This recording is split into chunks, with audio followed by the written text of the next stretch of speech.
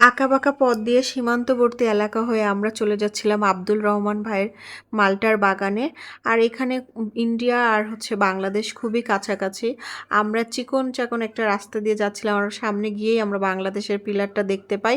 আর পিলারটা দেখে একটু ভিডিও করে নিচ্ছিলাম, কারণ পিলারের ওই পাশটাই সোজা তাকালেই ইন্ডিয়া, আর এই পাশে মাল্টার বাগানটা। আর সোজা আমরা মাল্টার বাগানে দেখেন গাছে কি সুন্দর মালটা ধরছে, মাশাআল্লাহ, আল্লাহর কি নিয়ামত। এগুলো দেখেন মালটার, অসম্ভব সুন্দর, মাশাল্লাহ মাশাল্লাহ। আমরা উপরে আস্তে আস্তে উপরে উঠতেছি, বাগানের ভিতরে যাচ্ছি। এই দেখো গাছ ভরা, মাশাল্লাহ মালটা।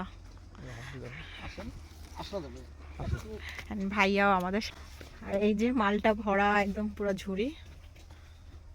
আমার পিছেই দেখো গাছ ভরা মালটা, মাশাল্লাহ মাশাল্লাহ। আল্লাহর রহমত, দেখো কি সুন্দর। আল্লাহ, এটা পাকা আছে নাকি?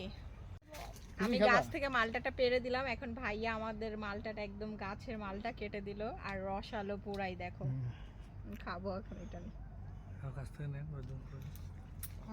মিষ্টি, এমন মিষ্টি মালটা কিন্তু আমরা সহজে পাই না ক্রাউন। আসলে এই সময়ে মালটাতে রস কম থাকে, কিন্তু এটা এই যে একটা ছোট্ট আমি কাটলাম, এই যে দেখেন আপনার রস, প্রচুর রস, অনেক রসালো, এই যে রস পড়তেই আছে। এত সুন্দর একটা মালটার বাগান, এত দূর থেকে মানুষ আসে, আপনার অনুভূতি কি?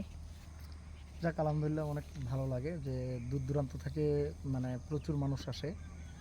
তো আসলে যে আমি একসময় বেকার ছিলাম, তারপরে এই উদ্যোক্তা হয়ে যে এইটা জিনিস ভালো লাগতেছে যে আমি যে জায়গায় বেকার ছিলাম, এখন 10-15 জন আমার আন্ডারে কাজ করে। এটা একটা অনেক ভালো লাগে, একটা বিষয়। আর আমাদের ঠাকুরগাঁও ডিস্ট্রিক্টের মাঝে এই সুকানডিগি মালটা বাগান সব থেকে বড় এবং সীমান্তবর্তী একটা এলাকা পড়ছে। আমাদের পূর্ব সাইডটা কিন্তু আপনারা একটু যদি আপনি ঘোরান, তাহলে ওইটা কিন্তু ভারত, এটা ভারতে পড়ছে নাকি? ওইটা ভারতে পড়ছে। আর ঠিক আমরা আছি বাংলাদেশে। আমরা কিছু মালটা নিয়ে নিলাম এখান থেকে।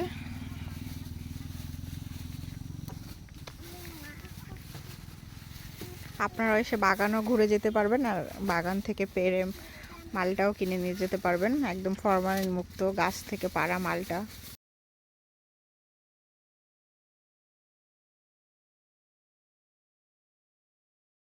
ধন্যবাদ।